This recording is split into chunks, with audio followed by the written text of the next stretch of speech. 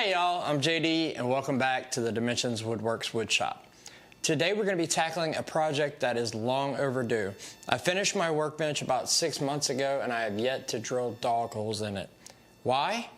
Because after you spend all that money and time and energy and effort into creating such a beautiful, beautiful workbench, the last thing you want to do is drill dog holes in it.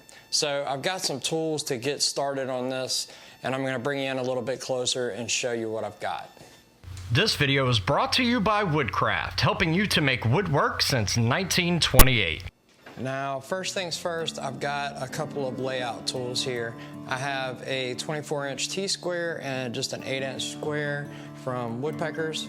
Also have a tape measure and a very fine mechanical pencil, as well as a center punch. So some of the other items that I have in order to do this job, I tried out a couple of different types of drill bits to drill the dog holes. I have a speed bore bit by Irwin, and this one is by far the fastest to drill the holes. Traditional Forstner bit, but the bit I decided to go with is just a regular old spade bit. And the reason for that, I ran a test piece and took one of my standard bench dogs here. This is the speed bore bit, and you can see there that it's got quite a bit of wobble. The wire in the side of the bench dog does help to hold it firm, but the spade bit was the one that gave me the cleanest one, the fastest, and the least amount of slop. So this is the Forstner bit. I have two different spade bits. That's what these guys are here. I labeled each one of them as I went, and the speed bore. So what we're gonna end up using is a standard spade bit. I also have my drill guide here from Miles Craft, along with a cordless drill, and I do not, you can see here, I'm not using a standard 2 amp hour battery, I'm using a 6 amp hour battery. If I didn't have that, I would use a corded drill for this application. I've also created a pretty simple and quick jig in order to drill the bench dog holes. It's just got a little fence, a little strip of hardwood onto a piece of plywood. This fence is gonna catch the side of the workbench and space it evenly in, while this is gonna give us the proper distance between the holes. So after much research, I decided on that spacing because of the size of the holdfast that I have available. I have 3 different style holdfasts here. This is a Scandinavian style, or Nordic style rather. This is a Scandinavian style, and this is a traditional style holdfast. So the way I figured the distance between my dog holes is from the center of the platform to the center of the rod is 4 inches, which means if these two are 8 inches apart, you can see that they will overlap. So that means up here that they will always intersect one another, so there's never going to be a spot where the board cannot be caught by those traditional holdfast. Now, another consideration that I've made is because of the length of my vise chop, I want to make sure that I have 3 dogs in my vise chop. These will be pop-up dogs so that they can push down out of the way quite conveniently, but to put those dogs there, I have to have a hole drilled on the opposing side so that a board can pretty much be sandwiched in between those to work on the face of a board flat to the bench. The increment I've chosen is 2 inches, 2 inches from the end, and then we're gonna do one right in the middle. In my tail vise, I will make 2 pop-up bench dogs to go in my tail vise so that there will be a row that run the bench in this direction. So now the first step, I'm just gonna visually lay out where I want all those dog holes to be. Once I'm good with the locations on all of those, I will come back and center punch each of those holes just to make sure that the spade bit doesn't wander at all whenever it's time to actually drill. So, as I said, the first ones that I know I want will be 2 inches and 2 inches from the edge of the face vise. Now we're just going to lay out dead center of the chop itself.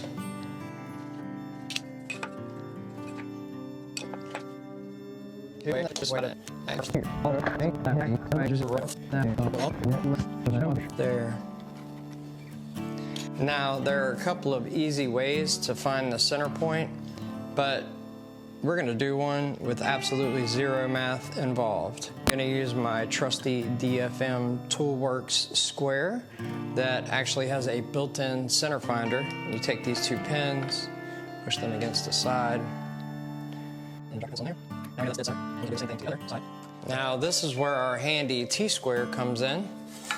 Once we've established our 2 inches from the side, we can line up our 24-inch T-square there. And we can mark off our 2 inches from the end. Then we want the spacing to be 8 inches. So from 2, we'll go to 10.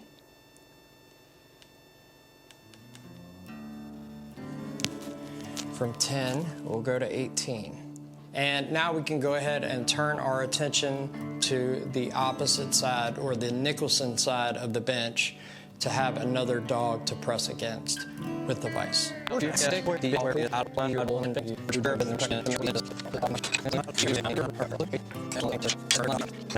Now, I have watched several videos and read a lot of information on this process from people that have done it far more than I have and aren't really doing this on their very first workbench like I am. So the general consensus is to put the least amount of holes that you can possibly get away with in the bench to start, and then as you find a need for another hole down the line, add them where they need to go.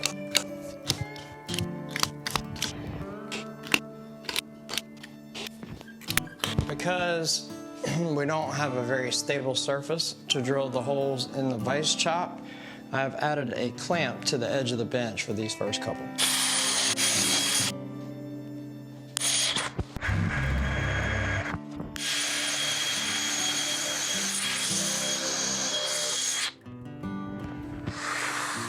Now we can advance the jig, place a dog hole in the hole we just drilled, and drill the next one.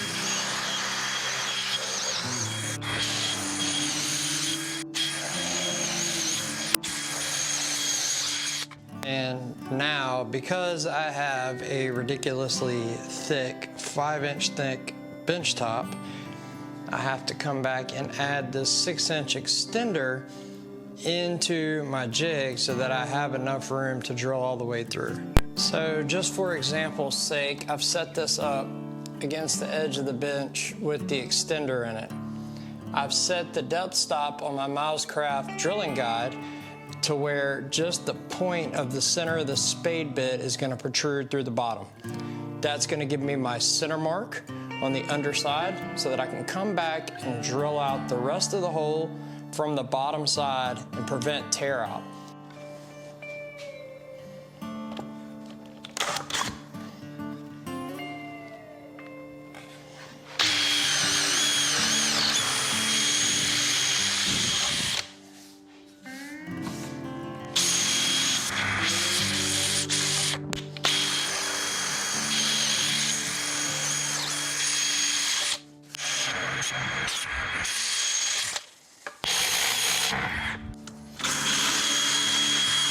One of the last things we're going to do is, because of the force that is exerted by a holdfast, this holdfast, it goes down in the hole and it cantilevers back, and that's where it gets its holding power.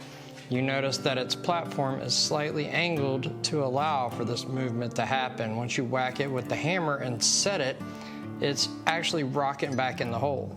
So over time, what's going to happen is this little edge is going to blow out because of that motion that's happening constantly with the holdfast pinching down on your work. Is that bar leaning back is going to blow this out. So to prevent that, just put the 45-degree chamfer bit in the router, and we're just going to route that top lip of each of those dog holes.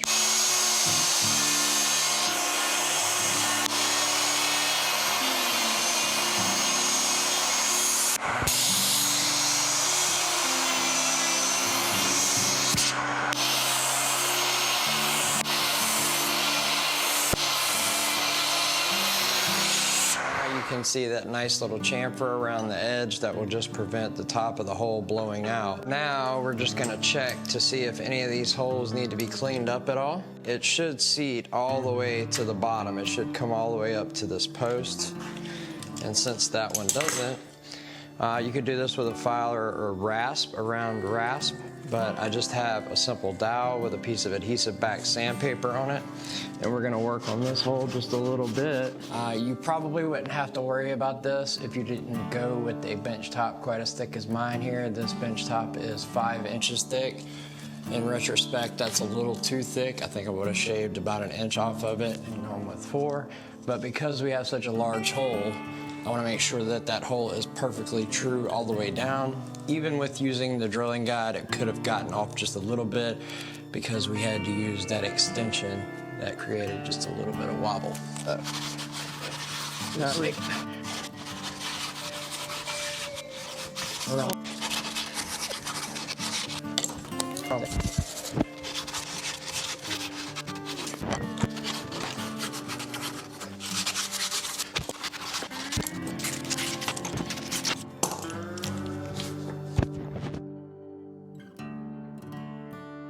So on the underside of your hole, I'm just gonna kind of plug that up. And we're going to pour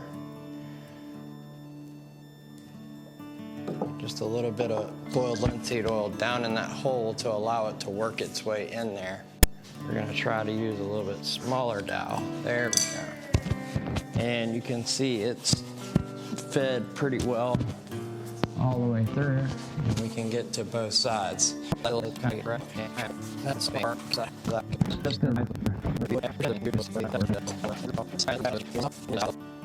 And at this point, you're pretty well done. I think this is a really good start for me. I ended up with 9 holes in the bench top itself. So as I see the need down the road, I will more than likely add them in exactly where I find I need that dog for that particular task, especially if it's a task that is going to be repeated over and over again. I will do that for easy use. Again, a word of caution, even after I took months and months to think about the placement, I still missed the mark on a couple of things. On the Rubo side, not paying attention to where the dado was for the sliding dead man. That is one concern. I did think about, on the Nicholson side, having to clear the Nicholson apron and make sure that it's stepped in far enough to miss that apron so that you can bottom it out and you can push the dog back up from the underside. So let's go over some of the tools that I will be using in these dogs to assist me in holding the work down to the bench. The first tool that will be getting a whole lot of use is the standard 3/4 inch small bench dog from Woodcraft. This is a Wood River brand bench dog. Pretty simple in design. Also has that little wire pin to help you seat it firmly and will rest beneath the surface of the bench. When you need to use it, you just pop it up from the underside of the bench, push your work against it, and you can clamp in that direction. This is the Veritas Wonder Dog.